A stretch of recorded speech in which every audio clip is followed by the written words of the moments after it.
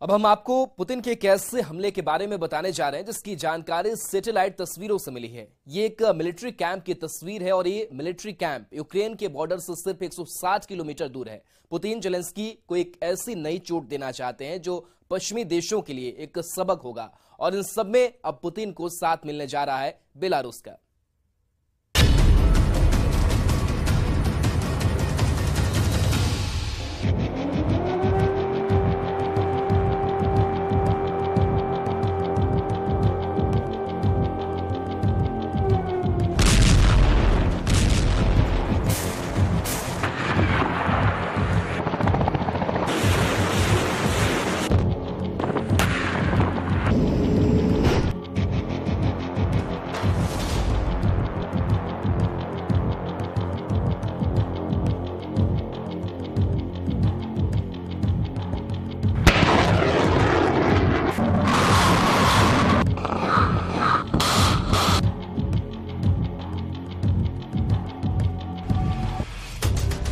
तीन 360 दिन बाद आखिर जंग में ऐसा क्या हुआ है कि बेलारूस ने यूक्रेन पर हमला करने का ऐलान कर दिया है।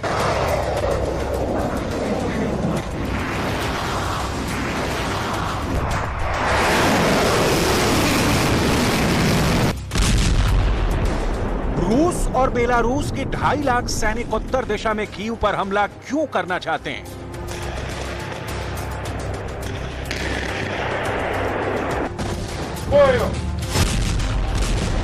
यूक्रेन की राजधानी बर्लिन में ज़ेलेंस्की को यह क्यों कहना पड़ा कि अगर नाटो से हथियार नहीं मिले तो रूस यूक्रेन को रौंद डालेगा?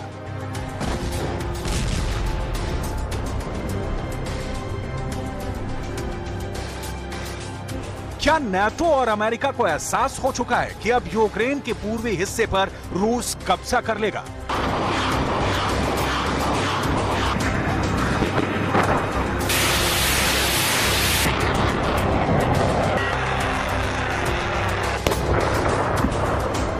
क्या 24 फरवरी से पहले ही रूस की फौज ने यूक्रेन पर हमले शुरू कर दिए हैं?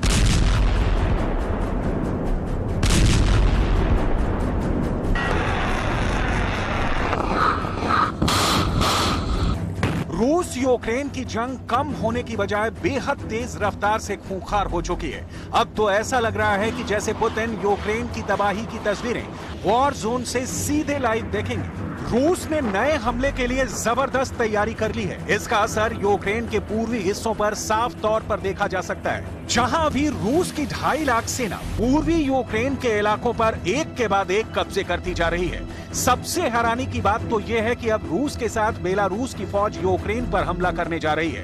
पहले आप ये समझ लीजिए, बेलारूस रूस के साथ उत्तर दिशा से यूक्रेन पर हमला क्यों करना चाहता है।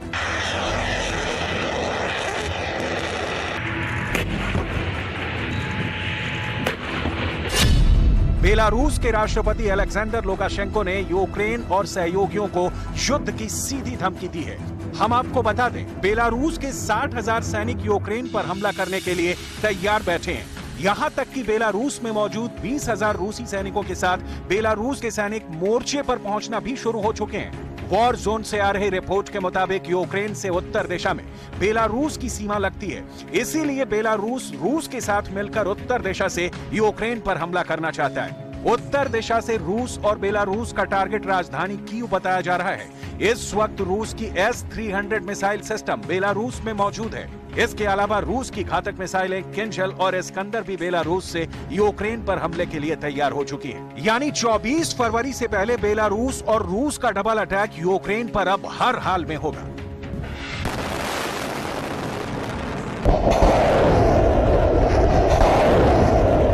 बेलारूस की 60,000 फौज अब यूक्रेन की फौज पर सीधा हमला करेगी। दिसंबर महीने में बेलारूस के राष्ट्रपति रूस के जनरलों के साथ गुप्त मीटिंग कर चुके हैं, जिसमें रूस ने यूक्रेन से अब आर पार की जंग में बेलारूस को खास मिशन पर लगा दिया है। बेलारूस के राष्ट्रपति अलेक्जेंडर लुकाशेंको ने अपने सख्त तेवर दिखाते हुए कहा था कि रूस के खिलाफ जो जंग चल रही है उसमें बेलारूस रूस का जमकर साथ देगा। यानी बेलारूस यूक्रेन पर हमला करने के लिए पूरी तरह तैयार बैठा है।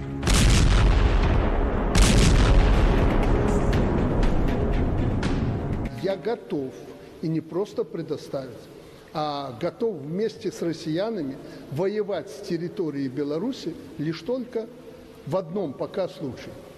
Если оттуда хоть один солдат с ружьем придут на нашу территорию убивать моих людей. Цивилизованным языком говорю, не народным. Если с территории Украины.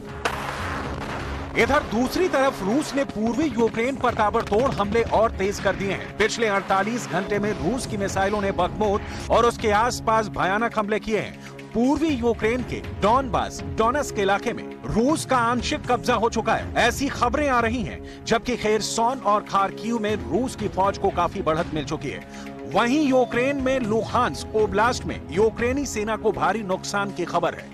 यहां तक कि लुहांस्क से यूक्रेन के सैनिकों के भागने की खबरें आ रही हैं। आप इसी से अंदाजा लगा सकते हैं। खुद यूक्रेनी सरकार के मंत्री और नेता जनता से अपील कर रहे हैं कि रूसी सेना के हाथों मरने से अच्छा है कि वो इलाका छोड़कर भाग जाएं। इस वक्त बखमुत में तो रूस ने खून की नदियां बहा दी हैं। रूसी हमलों को देखकर यूक्रेनी उप प्रधानमंत्री इरिना वेरेश्चुक बहुत ज्यादा घबरा गई हैं।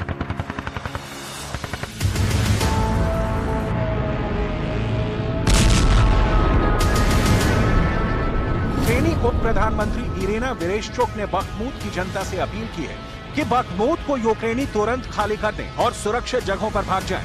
यूक्रेनी उप प्रधानमंत्री इरिना वेरेश्चुक ने टेलीग्राम पर लिखा है, मैं उन नागरिकों से अपील करती हूं जो अभी भी बखमुत में हैं। यदि आप सच्चे देशभक्त नागरिक हैं तो तुरंत बखमुत से निकल जाएं। रूस के हमलों के बाद इस वक्त बखमुत में सिर्फ 6000 लोग बचे हैं। रूसी सेना बखमुत में भयानक खून खराबा करते हुए कब्जा कर रही है। यूक्रेनी उप प्रधानमंत्री इरिना चाहती हैं कि अगर बखमुत से सभी यूक्रेनी लोग भाग जाएंगे तो रूसी सेना के हाथों नहीं मारे जाएंगे। दूसरा, अगर बखमुत से यूक्रेनी नागरिक भाग जाएंगे तो यूक्रेन की फौज बेहतर तरीके से रूस से मुकाबला कर पाएगी। यूक्रेनी उप प्रधानमंत्री इरिना को डर है बखमुत के लोगों को अगर रूस ने कब्जे में ले लिया तो फिर यूक्रेन की फौज को बखमुत में सरेंडर करना पड़ सकता है। बखमुत को पूर्वी यूक्रेन का किला माना जाता है। रूसी सेना ने शहर के उत्तरी हिस्से में अपनी पकड़ मजबूत कर ली है। रूस सेना ने यूक्रेनी सेना को हथियार और रसद सप्लाई करने वाले 4 रास्तों में से 3 रास्तों को पूरी तरह से अपने कब्जे में ले लिया है, जिसकी वजह से बखमुत अब तिल तिल कर मर रहा है। इसीलिए राष्ट्रपति ज़ेलेंस्की ने जर्मनी की राजधानी बर्लिन में पश्चिमी देशों और नेटो से अपील की है कि भगवान के लिए यूक्रेन को जल्द से जल्द हथियार सप्लाई करें। Life has no chances. But unfortunately, he has a potential. Unfortunately, he tries to buy additional time for his aggression, trading with the world. Unfortunately, he can still destroy many lives, many. That is why we need to hurry up. We need the speed of our agreements, speed of our delivery to strengthen our sling speed. ऐसे हालात में सवाल उठता है कि Ukraine एक साथ रूस और बेलारूस के हमलों का सामना कैसे करेगा। क्या नाटो यूक्रेन की सीधी मदद के लिए अपनी फौज जंग में उतारेगा? इस सवाल पर डिफेंस एक्सपर्ट्स बटे हुए हैं। ज्यादातर लोगों का मानना है कि अगर नाटो युद्ध में अपनी सेना उतारता है तो फिर परमाणु जंग कोई नहीं रोक सकता है। पेंटागन भी ये मानकर चल रहा है कि अभी हम रूस के खिलाफ सीधे जंग में नहीं उतर सकते हैं। इधर ब्रिटेन के अधिकारियों के मुताबिक ये जंग बेहद भयानक हो चुकी है। ब्रिटेन के अधिकारियों का दावा है कि जंग में रूस के 2 लाख सैनिक मारे जाएंगे, जबकि ब्रिटेन का दावा है कि अभी 1,75,000 रूसी सैनिक मारे जा चुके हैं। डिफेंस एक्सपर्ट्स के मुताबिक यूक्रेन में लाशों के पहाड़ बनते जा रहे हैं। बेहद दूर दराज के इलाकों में लाशें हफ्तों से मैदान में पड़ी हुई हैं। सिर्फ 30 फीट के फासले पर 1000 से ज्यादा सैनिक मारे जा रहे हैं। यूक्रेन के दावों के मुताबिक रूस के अभी 1,41,260 सैनिक मारे जा चुके हैं। ऐसे हालात में अंदाजा लगाया जा सकता है कि रूस बेलारूस जब एक साथ यूक्रेन पर हमला करेंगे तो फिर लाशों के अंबार लग जाएंगे। अभी तक जंग में सबसे ज्यादा सैनिक मारे जा रहे थे, लेकिन अब लगता है कि यूक्रेन की जनता भी बहुत ज्यादा मारी जाएगी, क्योंकि 24 फरवरी से पहले और बाद में यूक्रेन के 13 शहरों पर रूस कब्जा करने की कोशिश करेगा, जिसमें जनता का भी मारा जाना तय है, क्योंकि 13 शहरों को यूक्रेन पूरी तरह से खाली नहीं करा सकता है। अब देखना होगा रूस और बेलारूस का डबल अटैक यूक्रेन में तबाही और बर्बादी की क्या तस्वीर दुनिया को दिखाता है। इधर यूक्रेन ने एक बड़ा दावा किया है और दावा यह है कि युद्ध में उसने रूस की 1,42,000 सैनिकों को मार गिराया है। यही नहीं, दावा यह भी है कि यूक्रेन ने रूस के 3,303 टैंक भी तबाह किए हैं। यूक्रेन ने यूं ही ऐसा दावा नहीं किया है। कहा जा रहा है कि 24 फरवरी से यूक्रेन में दुनिया का सबसे खतरनाक टैंक युद्ध में होने जा रहा है।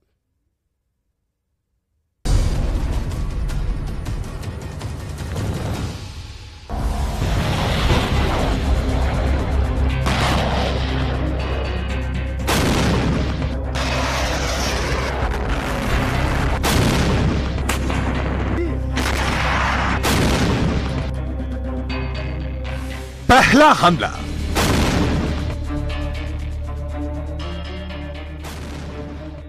दूसरा हमला। तीसरा हमला। चौथा हमला। पांचवां हमला। सिर्फ 5 नहीं, यूक्रेन की सेना ऐसे 500 से भी अधिक हमलों के वीडियो अब तक जारी कर चुकी है। वीडियो में दिखता है जमीन पर रूस के टैंक आगे बढ़ते हैं, लेकिन आसमान में घात लगाए ड्रोन से फायर होता है और टैंक आग की लपटों में समा जाता है। यूक्रेन का दावा है कि वो रूस के 3000 से ज्यादा टैंक तबाह कर चुका है। इस दावे की पुष्टि स्वतंत्र स्रोत से नहीं की जा सकी है। वहीं युद्ध से पहले यूक्रेन के पास करीब 2000 टैंक थे और अब नौबत यह आ चुकी है कि ज़ेलेंस्की की सेना नाटो से मिलने वाले टैंकों के भरोसे है। इस वक्त यूक्रेन के एक वीडियो ने मॉस्को में सभी टैंक कमांडर्स के होश उड़ा दिए हैं। देखिए पुतिन की एक बख्तरबंद गाड़ी कैसे ज़ेलेंस्की के इलाके में फंस गई। चारों तरफ बर्फ ही बर्फ और आसपास ज़ेलेंस्की के ऐसे फौजी दस्ते जो टैंक हंटर के नाम से बदनाम हैं।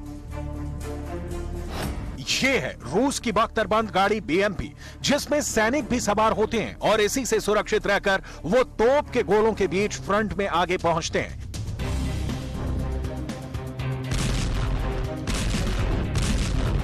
लेकिन इस बख्तरबंद गाड़ी पर यूक्रेन का एक छोटा सा क्वाडकॉप्टर ड्रोन बाज की तरह मंडराने लगा, जो छोटे छोटे बमों से लैस था, और फिर वो रूस की बख्तरबंद गाड़ी के ऊपर पहुंचकर उनको ड्रॉप करने लगा। पहला बम, दूसरा बम, तीसरा, चौथा अटैक, पांचवां बम, छठा अटैक और फिर 7वां धमाका भी हुआ। इसके बाद रूस की बख्तरबंद गाड़ी के अगले हिस्से यानी ड्राइवर वाली सीट की तरफ से धुआं निकलने लगा। यह यूक्रेन के इंडिपेंडेंट प्रेसिडेंशियल ब्रिगेड का हमला है जो 19 जनवरी को किया गया। यह यूक्रेन का ड्रोन वाला गोरिल्ला युद्ध है जिसके टारगेट पर रूस के टैंक और बख्तरबंद गाड़ी हैं। ड्रोन या कहें कि क्वाडकॉप्टर शटलकॉक ग्रेनेड या बम से लैस होते हैं।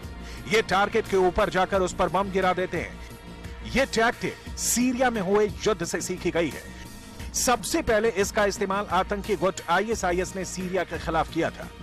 ये ग्रेनेड नीचे मौजूद टारगेट पर गिराए जाते हैं। ऐसे हमलों के बारे में अक्सर टारगेट को पता भी नहीं चलता। हालांकि ऐसे धमाकों से इन बख्तरबंद गाड़ियों या टैंक को बड़ा नुकसान नहीं होता, लेकिन अगर ड्राइवर, गनर या कमांडर के हैच खुले हों, यानी वो दरवाजे जहां से वो टैंक या बख्तरबंद गाड़ी में दाखिल होते हैं, तो हमला जानलेवा साबित होता है।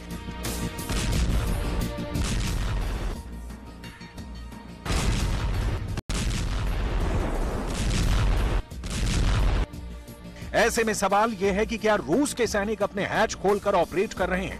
कोई सेना वॉर जोन में ऐसी बेवकूफी नहीं करती। इसलिए ज़ेलेंस्की की फौज पर ऐसे वीडियो बनाकर प्रोपेगेंडा का भी इल्जाम लगता रहा है, क्योंकि ऐसे वीडियो फर्जी भी हो सकते हैं जो ऐसी बख्तरबंद गाड़ी को लेकर बनाए गए हों जिस पर यूक्रेन का पहले से कब्जा हो।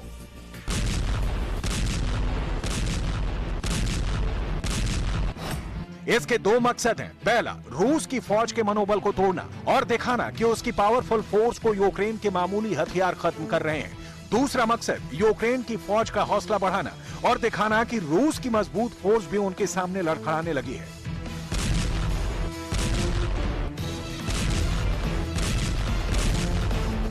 अभी सवाल है कि यूक्रेन के युद्ध में चल क्या रहा है। टैंक और बख्तरबंद गाड़ियों वाली ताकत को लेकर हालचाल क्या है?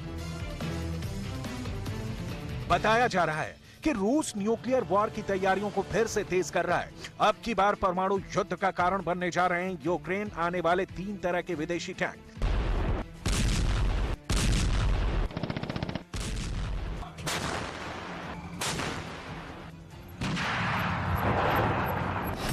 पहला टैंक है अमेरिका का एब्रम्स टैंक, दूसरा टैंक है जर्मनी का लेपर्ड टैंक और तीसरा टैंक है ब्रिटेन का चैलेंजर 2। इन तीनों टैंकों से ज़ेलेंस्की रूस के सैनिकों को यूक्रेन से खदेड़ने की कोशिश करेंगे। दावा किया जा रहा है कि इन टैंकों के दम पर यूक्रेन की सेना आगे बढ़कर क्राइमिया या फिर रूस पर भी धावा बोल सकती है। ऐसे में बड़ा सवाल है कि क्या यूक्रेन में दुनिया का सबसे खतरनाक टैंक युद्ध होने जा रहा है। फरवरी के बाकी बचे दिनों की लड़ाई ऐसी होगी कि पूरी दुनिया देखती रह जाएगी। इसकी एक झलक ब्रिटेन से आई है, जहां यूक्रेन के सैनिक ब्रिटेन के चैलेंजर 2 टैंक को चलाने की ट्रेनिंग ले रहे हैं। Video number 1।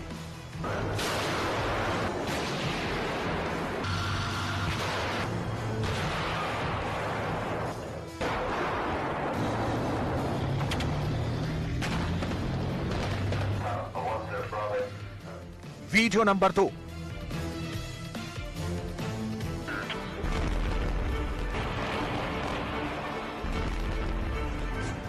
Video number 3।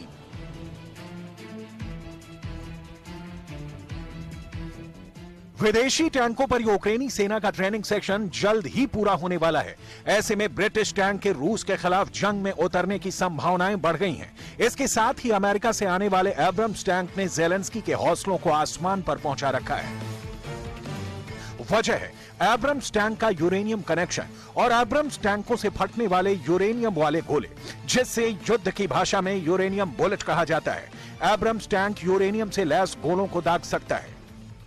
इसमें 120 mm की M256 स्मूथ बोर गन लगी है। यह गन 3 किलोमीटर तक मार करने में सक्षम है। इसके अलावा इसमें 120 mm की बंदूक भी लगी हुई है, जो किसी लो फ्लाइंग ऑब्जेक्ट को मार गिरा सकती है। इस टैंक में यूरेनियम आर्मर लगा हुआ है, जो दुश्मन के हमले को नाकाम कर देता है। एब्रम्स टैंक की गिनती दुनिया के सबसे घातक टैंकों में होती है, लेकिन रूस की सबसे बड़ी नाराजगी इसे दागे जाने वाले गोलों में खराब क्वालिटी के यूरेनियम का होना है। यही वजह है कि रूस ने नाटो को कड़ी चेतावनी दी है। एब्रम्स टैंक में इस्तेमाल होने वाले डिप्लेटेड यूरेनियम से लैस गोलों को रूस डर्टी बम करार दे चुका है।